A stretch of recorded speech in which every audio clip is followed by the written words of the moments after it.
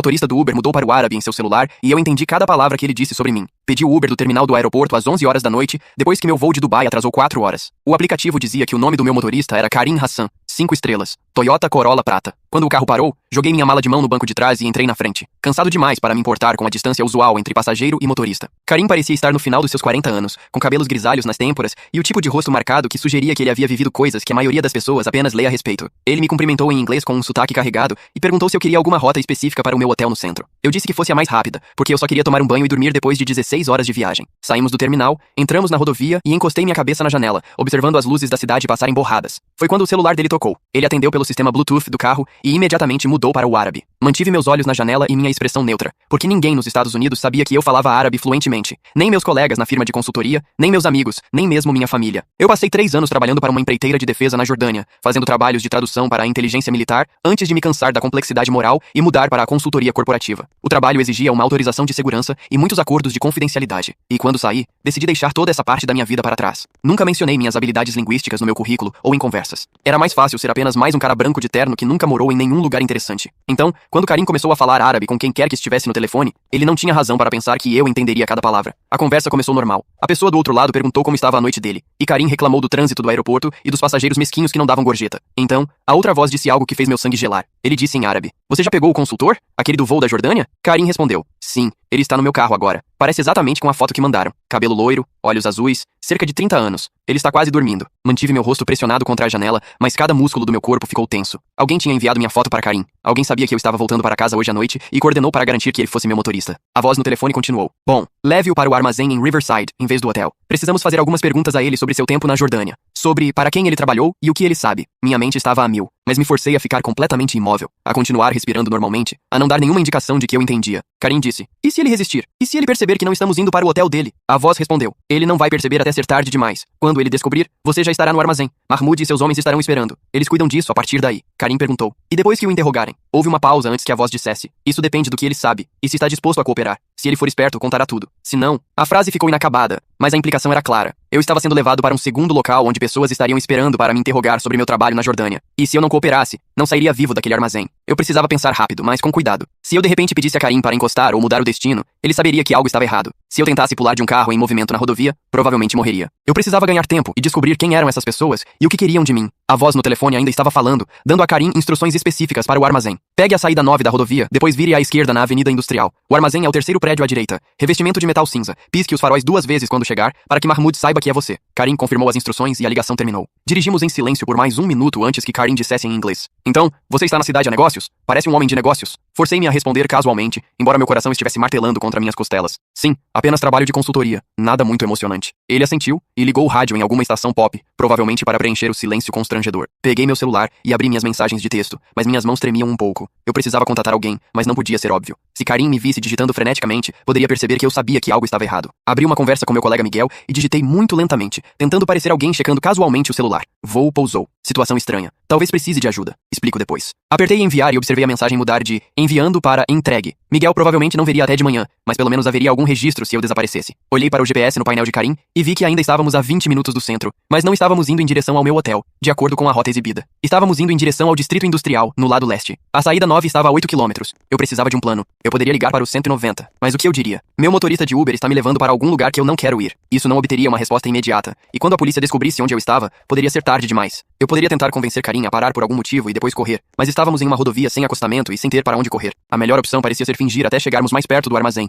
e então encontrar uma maneira de escapar antes de chegarmos lá. Perguntei casualmente a Karim: "Há quanto tempo você dirige para o Uber?" Ele me olhou pelo retrovisor. 3 anos. Bom trabalho extra, horário flexível. Seu inglês era decente, mas com muito sotaque, e ele parecia nervoso agora que a ligação havia terminado. Ele ficava checando os espelhos mais do que o necessário, e suas mãos estavam apertadas no volante. Estávamos nos aproximando da saída 9, e minha janela para agir estava se fechando. Tomei uma decisão. Agarrei meu estômago e gemi. "Ah, cara. Não estou me sentindo bem. Acho que algo que comi no avião não caiu bem." Karim olhou para mim preocupado. "Você está bem?" "Não sei. Meu estômago está doendo muito. Tem algum posto de gasolina ou algum lugar onde você possa parar por 1 minuto?" Ele hesitou, e pude vê-lo calculando se isso era genuíno ou um truque. "Estamos quase no seu hotel. Talvez mais 10 minutos. Você pode esperar." Eu gemi de novo, desta vez de forma mais dramática. "Eu realmente acho que não posso esperar. Posso vomitar no seu carro." Isso o pegou. Nenhum motorista de Uber quer vômito em seu veículo. Ele suspirou e pegou a próxima saída, que não era a saída 9, mas a saída 7. Saímos da rodovia para uma rua comercial com alguns postos de gasolina e restaurantes de fast food. A maioria estava fechada àquela hora. Karim parou em um posto 24 horas e estacionou perto da entrada. Tem banheiro lá dentro. Seja rápido, por favor. Tenho outras corridas esperando. Peguei minha mala de mão do banco de trás, o que o fez franzir a testa. Pode deixar a mala, eu vigio. Não, tudo bem. Meu notebook está aqui. Vou levar. Saí antes que ele pudesse argumentar e caminhei rapidamente em direção à entrada do posto. Minhas pernas pareciam fracas e minhas mãos ainda tremiam, mas me forcei a andar com propósito. Lá dentro, o posto estava quase vazio, exceto por um funcionário entediado atrás de um vidro à prova de balas. Passei pelo banheiro em direção aos fundos da loja, onde havia uma saída traseira que levava ao estacionamento atrás do prédio. Empurrei a porta e me vi em um estacionamento escuro com alguns carros de funcionários. Eu podia ouvir o tráfego da rodovia ali perto. Peguei meu celular e abri o aplicativo do Uber, mas minhas mãos tremiam tanto que quase o derrubei. Cancelei a corrida de Karim e imediatamente pedi uma nova de um serviço diferente, o Lyft. O aplicativo dizia que um motorista estava a 8 minutos de distância. 8 minutos. Eu precisava ficar escondido e torcer para que Karim não viesse me procurar. Agachei-me atrás de uma caçamba de lixo nas sombras e tentei controlar minha respiração. Minha nova motorista, uma mulher chamada Patrícia, estava agora a 6 minutos de distância. Eu podia ver o ponto do GPS se movendo em direção à minha localização. No estacionamento da frente, ouvi uma porta de carro bater. Karim tinha saído. Eu o ouvi falando ao telefone em árabe novamente, sua voz tensa e irritada. Ele estava dizendo: ele pegou a mala e entrou, mas não voltou. Algo está errado. Ele pode ter descoberto. A voz do outro lado respondeu com palavras que eu não consegui distinguir, mas a próxima declaração de Karim foi clara o suficiente. Vou checar o banheiro. Se ele correu, não pode ter ido longe. 4 minutos até Patrícia chegar. Pressionei-me ainda mais nas sombras atrás da caçamba e observei a porta dos fundos do posto. Se Karim passasse por aquela porta, eu teria que correr e torcer para conseguir chegar a uma área pública antes que ele me alcançasse. A porta se abriu e Karim saiu, olhando para a esquerda e para a direita. Ele estava com o celular pressionado contra a orelha e falava rapidamente em árabe. Ele não está no banheiro. O atendente disse que ele saiu pela porta dos fundos. Estou verificando agora. Ele caminhou lentamente pelo estacionamento, seus olhos varrendo cada sombra. Prendi a respiração enquanto ele passava a menos de 5 metros do meu esconderijo. Ele estava focado no outro lado do estacionamento, olhando em direção à rua. 2 minutos até Patrícia chegar. O celular de Karim tocou e ele atendeu imediatamente. A voz do outro lado estava alta o suficiente para que eu pudesse ouvi-la claramente agora. Estava com raiva, exigindo saber como Karim me deixou escapar. Karim estava tentando explicar que eu parecia genuinamente doente, que não havia como ele saber. Meu aplicativo do Lyft mostrava Patrícia entrando no estacionamento da frente do posto. Eu precisava chegar até ela sem que Karim me visse. Esperei até que ele se afastasse mais em direção à rua. Então, me movi rápida, mas silenciosamente ao longo da parede dos fundos do prédio, em direção ao beco lateral que me levaria ao estacionamento da frente. Eu podia ouvir Karim ainda discutindo ao telefone atrás de mim. Cheguei ao estacionamento da frente e vi um pequeno sedã vermelho com adesivos do Lyft na janela. Patrícia era uma mulher na casa dos 60 anos, com cabelos grisalhos presos em um rabo de cavalo. Abri a porta de trás e me joguei lá dentro. Dirija, por favor, apenas dirija agora mesmo. Ela se virou com olhos assustados. Você está bem? Parece apavorado. Por favor, eu explico, mas precisamos sair daqui agora. Ela deve ter ouvido o medo genuíno em minha voz, porque engatou a marcha e saiu do posto de gasolina sem mais perguntas. Olhei para trás e vi Karim emergindo da lateral do prédio, ainda com o celular no ouvido, nos observando partir. Patrícia dirigiu por alguns quarteirões antes de parar em um estacionamento bem iluminado, do lado de fora de um shopping fechado. Ela se virou no banco. Ok, o que está acontecendo? Devo chamar a polícia? Respirei fundo e tentei organizar meus pensamentos. Meu motorista anterior do Uber, algo estava errado. Ele estava me levando para um lugar que eu não queria ir. Eu o ouvi no telefone falando sobre isso. Falando sobre o quê? Sobre me levar a um armazém em vez do meu hotel. Sobre pessoas esperando lá que queriam me interrogar. Os olhos de Patrícia se arregalaram. Interrogar você sobre o quê? Essa era a parte que eu não podia explicar completamente. Eu costumava trabalhar no exterior. Acho que alguém descobriu e eles querem informações sobre o que eu fiz lá. Patrícia pegou o celular. Estamos ligando para a polícia agora mesmo. Coloquei minha mão no celular dela gentilmente. Espere. Se ligarmos para a polícia, eles farão um boletim de ocorrência. Talvez investiguem. Mas essas pessoas sabem onde eu moro e trabalho. Elas coordenaram tudo isso. Se eu tornar isso oficial, vira um alvo maior. Então, o que você quer fazer? Leve-me a um hotel. Não o que eu reservei originalmente. Um lugar aleatório onde eu possa pensar no meu próximo passo. Patrícia estudou meu rosto por um longo momento. Você não é um criminoso, é? Não está fugindo da lei. Não, eu prometo. Sou apenas um consultor que costumava fazer trabalhos de tradução no Oriente Médio. Aparentemente, alguém quer falar comigo sobre esse trabalho e não está interessado em pedir educadamente. Ela assentiu lentamente. Ok, conheço um lugar. Hotel pequeno perto da universidade. Limpo, seguro, barato, vamos pra lá. Dirigimos em silêncio por 20 minutos. Patrícia se recusou a aceitar o pagamento pela corrida. Apenas cuide-se. E sério, considere ligar para a polícia assim que estiver acomodado. Agradeci e a observei ir embora antes de entrar no saguão do hotel. Paguei em dinheiro por um quarto. Subi, tranquei a porta e empurrei a cadeira da escrivaninha contra ela para segurança extra. Só então me permiti processar o que tinha acontecido. Alguém rastreou meu voo de Dubai. Alguém coordenou com um motorista de Uber para me interceptar. Alguém queria me interrogar sobre meu trabalho na Jordânia. A questão era, quem e por quê? Meu trabalho na Jordânia foi há 3 anos. Eu era um tradutor terceirizado trabalhando com inteligência militar. Eu não era um James Bond. Mas talvez eu tivesse traduzido algo que importava mais do que eu imaginava. Abri meu notebook e comecei a vasculhar minhas memórias daquela época. Houve uma operação que se destacou. 6 meses antes de eu sair da Jordânia, fiz parte de uma equipe que analisava comunicações de uma rede de tráfico humano. Nossas informações levaram a uma grande operação que resultou em dezenas de prisões e no resgate de mais de 100 pessoas. A rede era comandada por um homem chamado Yusuf al-Rashid. Vasculhei notícias da época. Al-Rashid havia sido preso, mas artigos de um ano atrás contavam uma história diferente. Al-Rashid tinha sido solto por um tecnicismo. Encontrei um artigo mais mais recente, de 2 meses atrás. Al-Rashid havia sido visto em várias cidades americanas, supostamente expandindo sua rede de tráfico para a América do Norte. Minhas mãos ficaram frias. Se Al-Rashid estava operando nos Estados Unidos, e se ele descobriu que eu fui um dos tradutores que levou à sua prisão original, ele teria todos os motivos para querer vingança. Eu precisava contatar alguém da minha antiga agência. Cavei meus arquivos antigos até encontrar o número de contato de emergência. Era para ser usado apenas em casos de violações de segurança ou ameaças a ex-colaboradores. Isso se qualificava. Disquei o número. Uma mulher atendeu. Código de verificação. Recitei a sequência de números e letras. Houve uma pausa. Código verificado. Diga seu nome e a natureza da emergência. Meu nome é Daniel Foster. Trabalhei como tradutor na Jordânia de 2019 a 2022. Acredito que estou sendo alvo de alguém conectado a uma operação em que trabalhei. Ela me pediu para esperar. 3 minutos depois, uma voz diferente surgiu. Senhor Foster, aqui é o agente Matos, da Agência de Inteligência de Defesa. Estou vendo seu arquivo. Você trabalhou na Operação Castelo de Areia, correto? Sim. Acredito que seja sobre Yusuf Al-Rashid. Contei a ele tudo, desde a conversa no Uber até minha fuga. Ele ouviu sem interromper. Quando terminei, ele disse: Você fez certo em ligar. Al-Rashid está no nosso radar desde que entrou no país há 6 semanas. Se ele está mirando ex-colaboradores, isso muda as coisas. Que tipo de proteção vocês podem oferecer?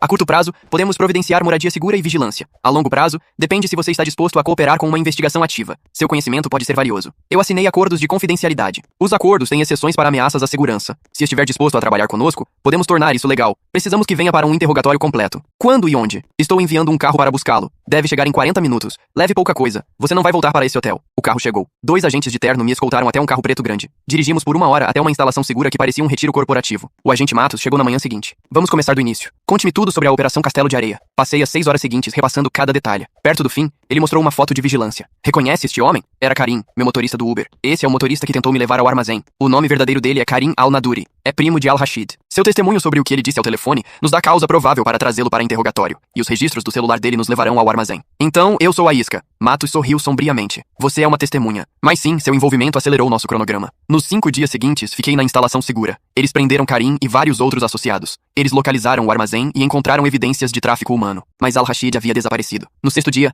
Matos veio ao meu quarto com uma proposta. Queremos usá-lo para atrair Al-Rashid. Absolutamente não. Ouça. Teremos vigilância total. Controlaremos cada aspecto. Al-Rashid quer encontrar você. Se o deixarmos pensar que conseguiu, ele aparecerá e poderemos pegá-lo. Você quer que eu me deixe ser sequestrado? Queremos que você participe de uma reunião em um ambiente controlado, onde Al-Rashid pense que tenha vantagem, mas na verdade estamos no comando. Pensei nas 100 pessoas que foram resgatadas na Jordânia. O que eu teria que fazer? O plano era simples. Eu voltaria à minha vida normal. A agência espalharia a informação de que eu estava de volta e desprotegido. Al-Rashid faria outra tentativa, mas desta vez eles estariam prontos. 3 dias depois entrei no meu escritório. No 2º dia recebi uma ligação de um número desconhecido. Deixei cair na caixa postal. A mensagem era em árabe. Senhor Foster, sabemos que você entende este idioma. Sabemos o que você fez na Jordânia. Gostaríamos de discutir isso pessoalmente. Venha ao Riverside Café hoje à noite, às 8. Venha sozinho, ou pessoas vão se machucar. Toquei a mensagem para Matos. É isso. Você está bem para fazer isso? Eu tenho escolha? Sempre. Mas se quiser acabar com essa ameaça permanentemente, é assim que fazemos. Naquela noite entrei no Riverside Café. Um homem de terno escuro em uma mesa de canto gesticulou para eu me sentar. Yusuf Al-Rashid. Senhor Foster, obrigado por vir. Você não me deu muita escolha. Ele sorriu. Sempre há uma escolha. Ele pediu café para nós dois em árabe. Depois mudou para o inglês. Você me custou 3 anos da minha vida e milhões em negócios. Preciso de informações. Nomes de outros tradutores, outros analistas. E se eu lhe disser? Então você continua vivendo sua vida confortável. Se não, eu assinei acordos de confidencialidade. Ele se inclinou. Você acha que seus acordos vão protegê-lo? Você é descartável para eles. Diga-me o que quero saber e serei compensado. Recuse, e você não sairá vivo deste restaurante. Eu sabia que as equipes táticas da agência cercavam o prédio. Antes de lhe dizer qualquer coisa, preciso de garantias. Claro, sou um homem de negócios. Então eu lhe direi tudo. Mas não aqui. Muito público. Seu armazém em Riverside? Lá é seguro, certo? Devemos ir para lá.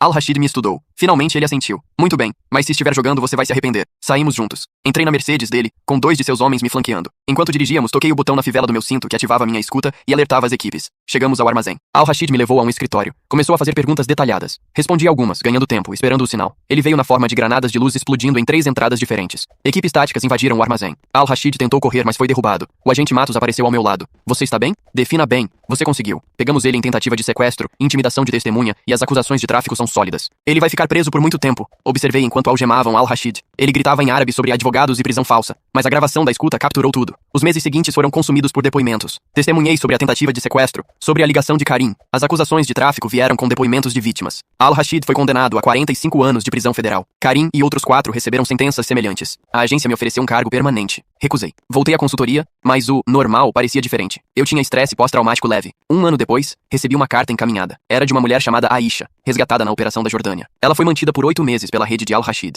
A carta agradecia pelo meu trabalho. Ela dizia que saber que alguém se importou o suficiente para passar horas traduzindo as comunicações que a libertaram significava tudo. Ela terminou dizendo que esperava que eu soubesse que meu trabalho importava e havia salvado vidas. Guardo essa carta na gaveta da minha mesa. As habilidades que tentei deixar para trás acabaram salvando minha vida. Às vezes, pego um Uber, mas sou mais cuidadoso. E nunca, jamais, finjo não entender quando as pessoas falam idiomas que acham que eu não conheço. Porque às vezes, a coisa mais perigosa que você pode fazer é subestimar o que os outros entendem. E às vezes, a coisa mais poderosa que você pode fazer é ouvir com atenção. Obrigado por ficar até o fim. Se quiser mais histórias malucas, inscreva-se e deixe sua opinião abaixo.